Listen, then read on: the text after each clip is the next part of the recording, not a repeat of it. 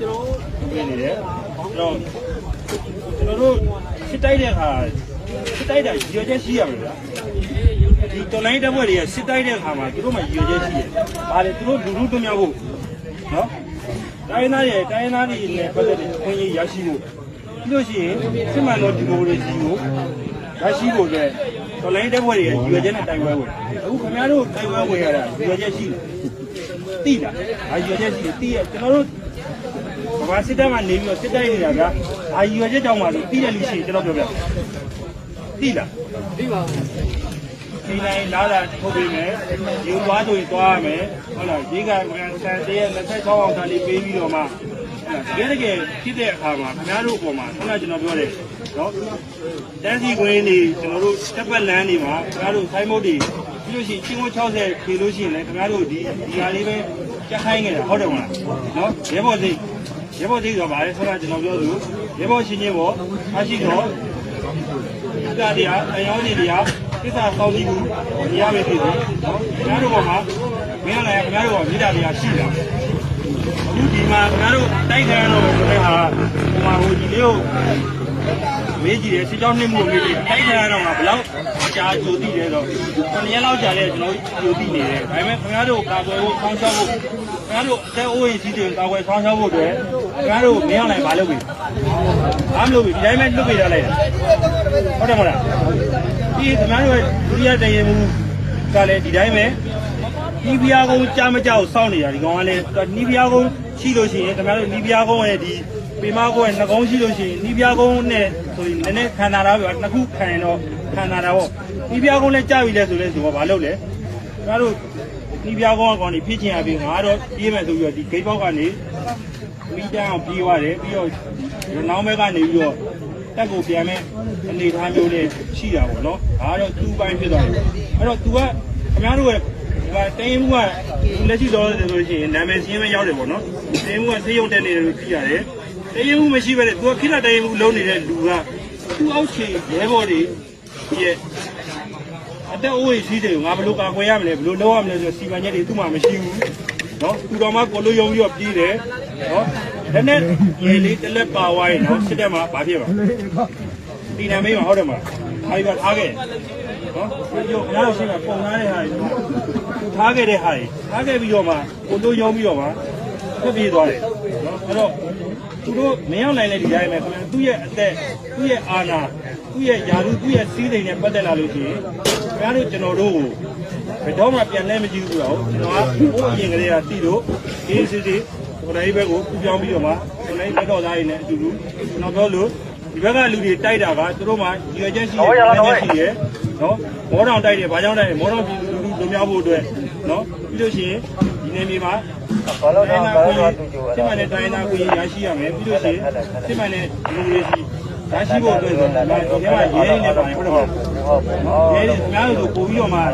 ဘောပေါက်မှာပါနော်အဲ့တော့ရဲနဲ့ပတ်သက်ပြီးတော့မှလည်းမင်းလိုက်ဘာလုပ်ပြီတကယ်ဖြစ်လာရင်ဘာမှတော့မပြေဘူးဒါပေမဲ့ခင်ဗျားတို့ဒီဂိတ်ကနေပြီးတော့ဒီရက်ကိုခင်ဗျားပတ်စံတိန်းတစ်တောင်းလောက်ရှာပေးနေနိုင်တော့ခင်ဗျာကာယကတိုင်းမှုကအားတို့ကနှစ်လေးဒီမှာတောင်းကြတဲ့ဘူးရဲမှဒူရဲကိုပြီးတော့မှအားပါနော်နိုင်ငံတကာစစ်ပွဲတွေမှာကြည့်သုံးမှန်မိသွားလို့ရှိရင်မလုပ်လေကိုဘက်ကနေပြီးတော့မှအဲ့သုံးမှန်တွေမှာထားတယ်တော့ရတယ်ကိုလူတွေကိုဘယ်လိုပြရမလဲဆိုတဲ့ဟာတွေအများကြီးစီစဉ်ပြီးတော့မှလုပ်တယ်ကျွန်တော်ကားရေးပါတယ်ဟုတ်တယ်မလားကျွန်တော်စီမှာသုံးမှန်ဘာဖြစ်ကြလဲရောက်လာရင်ဒီအေးစီနော်ဘောလုံးပွဲမှာသွားပြီးတော့လက်ကုပ်တီးပြီးအားပေးလိုက်ဒီကျေးမှုကလည်းဟိုကားရေးတီးပြိုင်ပွဲတွေမှာဟိုကလှုပ်လိုက်ဒါလေးပဲနော်ခင်ဗျားတို့ကျွန်တော်တို့ပေါ်မှာဘာတန်ရောစင်မှမရှိဘူးအဲ့တော့ခေါင်းဆောင်ကကိုယ့်ပေါ်မှာတန်ရောစင်မရှိလို့ရှိရင်ကိုကအဲ့ဒီလူတွေစစ်တိုက်နေတဲ့အကြောင်းမရှိဘူးအဲ့တက်ဖွဲ့တွေစစ်တိုက်နေတဲ့အကြောင်းမရှိဘူးအဲ့တော့ရွေချက်ညီမန်းချက်ရှိတဲ့လူတွေနဲ့ပဲအတူတူကျွန်တော်တို့ကတော့စစ်တိုက်တာပို့ပြီးတော့မှအဓိပ္ပာယ်ရှိရဆိုတော့ကျွန်တော်ပြောချင်တာပေါ့နော်အများကြီးတော့ပြောစရာရှိရဲနော်ဒါပေမဲ့ကျွန်တော်တို့လည်းနားထောင်ရမှာနည်းနည်းလောလောဆယ်စစ်သားဘဝကနေချက်ချင်းသုံးမှန်ဖြစ်လာတဲ့အခါကျတော့ခင်ဗျားတို့လည်းကျွန်တော်ပြောတဲ့တခါကြီးနားထဲမှာကန့်လက်ဖြစ်နေလိမ့်မယ်။ဒါပဲလေတော့ခင်ဗျားတို့ကတကယ်စစ်တပ်မှာတကယ်တစ္ဆာခံခဲ့တဲ့လူတွေဖြစ်တယ်။ကျွန်တော်တို့ကတစ္ဆာဖောက်ခဲ့တဲ့လူတွေ။ဒါပေမဲ့ဟိုမှာကြီးတာဆရာကြီးတယောက်ပြောတဲ့စကားလေးကျွန်တော်ဒါသဘောကျတယ်နော်။သူပြောလဲတော့မင်းတို့ စစ်တပ်ကိုတစ္ဆာဖောက်ဝိုင်းတစ္ဆာဆူးလိမ့်မယ်တစ္ဆာဆူးလိမ့်မယ်တစ္ဆာဆူးအောင်တစ္ဆာ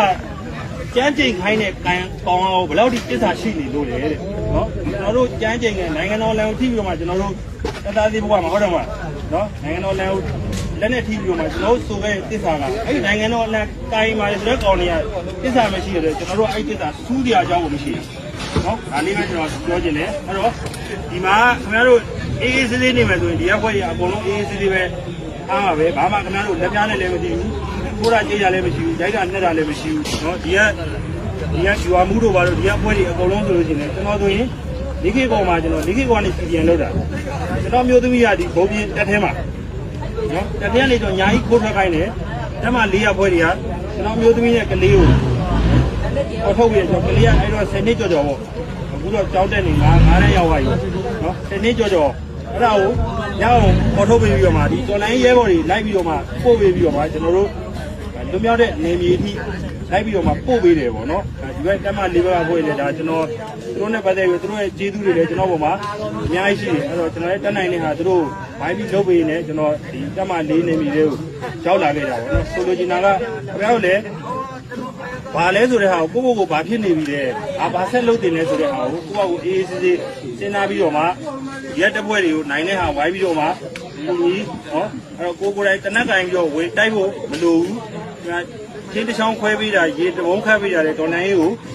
ကူညီတာပဲဟောသမယောတစ်လုံးတည်ပေးတာလေတော်လိုင်းရေးကိုကူညီတာပဲအဲ့တော့မင်းအောင်လိုင်းဘက်ကစစ်သားကလည်းဒီသူ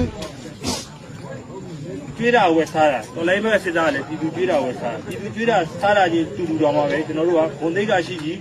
ဒီသူကျွေးတာဝယ်စားဘယ်တော်လိုင်းဘက်တော်သားတွေကိုဘယ်ဒီကခွေးလို့ခေါ်တာခင်ဗျားကြားဘူးလေကြားဘူးလားလိုင်းပေါ်မှာခင်ဗျားရေးတာကြားဘူးလားတွေ့ဘူးလားခင်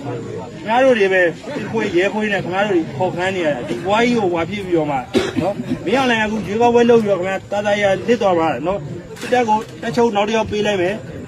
တမတာကိုနောက်တစ်ယောက်ခင်ကြီးဖြစ်ပြီးအခုယူနေတဲ့ကောင်တွေရှိတယ်တမတာလှုပ်ရှင်နေအောင်အမိတနန်းနေတဲ့ကောင်တွေအဲ့ကောင်တွေကိုပေးလိုက်ပြီးတော့ तू ကအေးစေးချောင်ထွက်သွားမှာခင်ဗျားတို့ဘွားကြီးကိုတော့ရေတုံမျောပြီးတော့ထားခဲ့မှာနော်အဲ့တော့မင်းအောင်လိုက်တွေတစ္ဆာခံနေမဲ့ဒါဒီလိုဘွားမျိုးရောက်တာလေကောင်းတယ်လို့ပြောလို့ရတယ်နော်ဒါဘွားတစ်စစ်ချိုးပဲခင်ဗျားတို့ဒီကနေပြီးတော့ဒီကအဖွဲတွေစီတင်ပေးတဲ့ဟာနဲ့